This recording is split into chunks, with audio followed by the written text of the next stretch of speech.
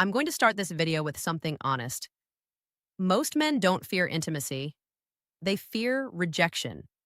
They fear that moment when they make a move and the woman pulls back, turns cold, or says something that instantly kills the vibe. But what if I told you something? There's a way to ask a woman for intimacy without sounding desperate, without pressure, and without facing rejection. A way that uses psychology, not manipulation, not force, but the understanding of how women emotionally decide when they're ready and who they want to be ready with. And that's exactly what you're about to learn. Now, before we get deep into this, let me hook you in with something almost no one knows. Women don't reject intimacy, women reject the feeling attached to it. If the emotional experience feels wrong, the answer is no. If it feels right, the answer comes naturally. And the trick you're about to learn makes it feel right. Now, let's go deeper. The foundation understanding female decision. Every man who gets rejected for intimacy usually makes one of these mistakes. He asks too directly, he asks too soon, he asks with nervous energy, or he asks without building emotional tension first. And here's the secret. Women don't decide intimacy logically, they decide emotionally. The moment she feels safe, understood, desired but not pressured, emotionally aligned, the door opens.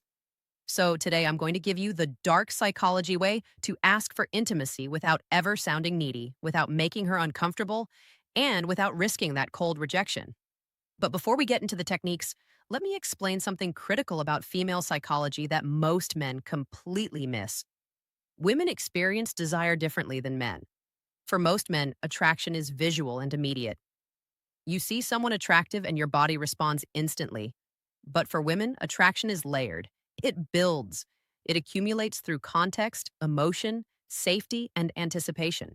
This is why a woman can meet a man, feel nothing, and then 3 weeks later find herself completely drawn to him.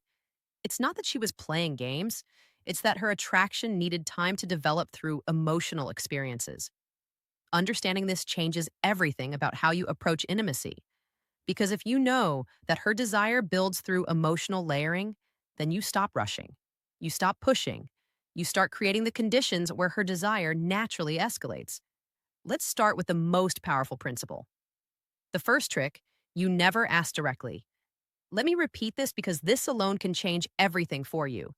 You never ask a woman for intimacy directly. Women don't respond to direct proposals. They respond to emotional invitation. And there is a massive difference. Asking directly creates pressure. Pressure creates resistance. Resistance turns into rejection. But when you invite emotionally subtly, you shift the entire dynamic. She doesn't feel like you're forcing anything. It feels natural. She feels like she is making the decision. And when a woman feels like the decision is hers, she rarely rejects it. Now, let me show you how you actually do this. Think about the last time someone tried to sell you something aggressively. The moment you felt pressured, what happened? You pulled back, right? Even if you were interested before, the pressure killed it. The same principle applies to intimacy. When a man asks directly, "Do you want to come back to my place or should we take this further?" He's creating a transaction. He's making her weigh the decision consciously. And the conscious mind is where doubt lives. But when you create an emotional invitation, you're speaking to her subconscious. You're creating a feeling, not a question. And feelings don't get rejected the same way questions do. The psychology of emotional invitation. Here's the psychology behind the first technique. Give her space to walk into intimacy emotionally. How do you do that? Simple. You create an environment where she feels safe with you, connected to you, and curious about you. Women say yes to intimacy when three emotional switches turn on. 1, safety. 2, trust. 3, anticipation. If even one of these isn't active, she holds back. But here's the good part. You don't need to beg for these. You create them. And the next thing I'm about to tell you activates all three. Listen closely. Let me break down each of these switches because understanding them will change how you move through every interaction. Safety doesn't mean she needs to know you for years. Safety means she feels like you're not going to judge her, pressure her, or make her feel like she made a mistake. Safety is created through your emotional stability. When you're calm, grounded, and not reactive, she feels safe. Trust builds when your words match your actions. When you say you're not trying to rush anything and then you actually don't rush anything, when you respect her boundaries, without making her feel bad for having them. Trust is the foundation that allows vulnerability. Anticipation is the chemical magic. It's the buildup of tension that makes intimacy feel electric instead of mechanical. Anticipation is created through restraint, through suggestion, through the space between what is and what could be. Now, here's where it gets interesting. Most men focus entirely on creating attraction and completely ignore these three switches. They try to be impressive, funny, confident, all good things. But they forget that a woman needs to feel safe, trusting, and anticipating before any of that attraction converts into intimacy. The second trick, the soft withdrawal effect. This is one of the smoothest dark psychology methods ever. Here's how it works. Instead of leaning in towards intimacy, you gently lean out. Not in a rude way, not in a cold way, just in a way that shows you're comfortable with connection but not demanding it. This does two things. One, it removes pressure instantly. Two, it creates emotional space where she starts leaning in. Women feel safe with the man who doesn't rush intimacy, not because he doesn't want it, but because he respects energy. When she feels you're not trying to get something, she starts moving toward you on her own. And that is exactly when rejection disappears, because now it's her idea. Let me give you a concrete example of how this looks in real time. You're sitting close to a woman. There's chemistry. The conversation is flowing. Most men at this point would escalate physically, move closer, touch more, try to kiss her. But what happens? She often pulls back slightly, not because she's not interested, but because the escalation felt like pressure. Now imagine this instead. You're in that same moment, and instead of leaning in, you lean back slightly. You pause. You look away for a moment. You create just a tiny bit of space. What happens in her mind? Suddenly, the pressure is gone. And in that absence of pressure, she becomes aware of her own desire. She thinks, wait, why did he pull back? Does he not want this? And without even realizing it, she starts leaning in. She initiates the touch. She closes the distance. This is the soft withdrawal effect in action. You're not rejecting her. You're not playing games. You're simply demonstrating that you're comfortable with the natural flow of energy, and that comfort makes her feel safe enough to pursue. But the next trick, this one builds anticipation, the strongest desire trigger in female psychology. The third trick, the implanted thought shift. This is subtle, psychological, and extremely effective. You don't ask for intimacy. You simply give her a thought that naturally leads her toward the idea. How? You use soft, emotionally suggestive statements like, I really like the way our energy feels together. You're surprisingly easy to be close to. You have this calmness that makes everything feel natural. None of these ask for anything. None of these push, but all of these plant a seed. Women respond to feelings, not instructions. When she feels something around you, intimacy becomes her curiosity, not your request. And that difference, it's everything. Here's what's happening psychologically when you use these statements. You're helping her become conscious of feelings she's already experiencing but hasn't put into words yet. When you say, I really like the way our energy feels together, you're not introducing a new idea. You're articulating something she's been sensing. And when you articulate her own feelings back to her, she thinks, yes, exactly, that's what I'm feeling too. This creates alignment, and alignment is magnetic. There's also a principle in psychology called priming. When you introduce certain words or concepts into a conversation, they become more accessible in the other person's mind. So when you casually mention energy, closeness, connection, natural, these words start coloring how she interprets the moment. She's not being manipulated. She's being guided toward awareness of what's already present between you. And that awareness is what transforms a nice conversation into an intimate connection. Now, the next part is important, maybe the most important in this entire video, because men mess this up constantly. The fourth trick, you must let her feel safe in her feminine energy. Intimacy for women is tied to emotions, but specifically to feminine emotions. Softness, trust, warmth, vulnerability, openness. A woman cannot enter feminine energy if a man stays nervous, tense, overly sexual, or overly aggressive. Your job is simple. You hold masculine calm, not forceful, not sexual, not needy, calm. When a woman feels this calmness in a man, something magical happens. Her guard drops. And when her guard drops, Saying yes becomes natural, not pressure, not forced, just natural. Let me explain what maxillin calm actually looks like because this concept is misunderstood by most men. Maxillin calm isn't stoic silence. It's not being emotionless or detached.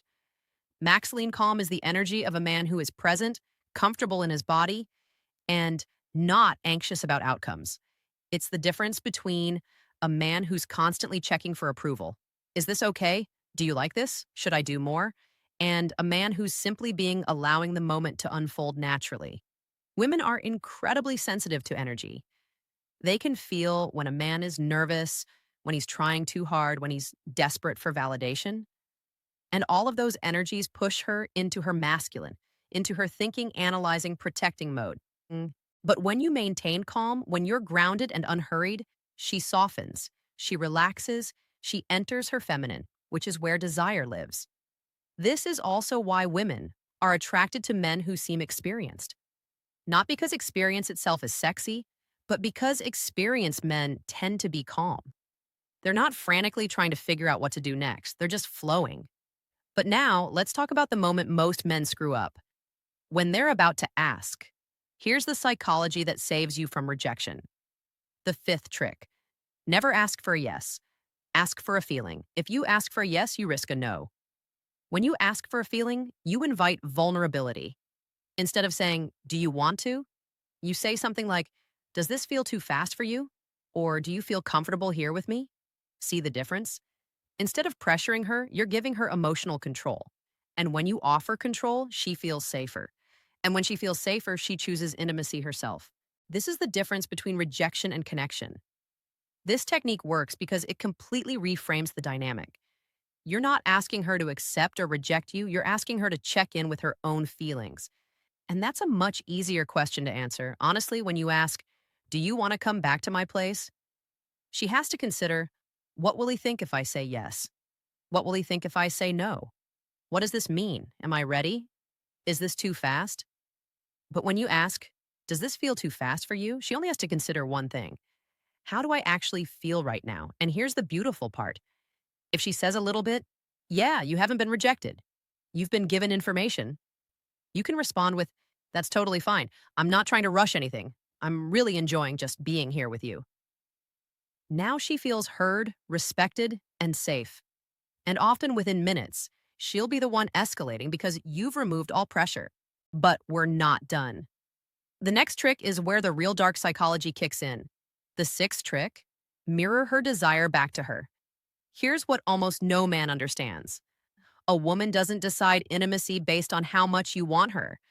She decides intimacy based on how much she feels you want her, but without losing your composure, meaning too much desire equals pressure. Too little desire equals disinterest. Balanced desire equals attraction. So when she leans closer, touches you, laughs more, looks in your eyes, or gets softer around you, you simply mirror the energy. Not more, not less.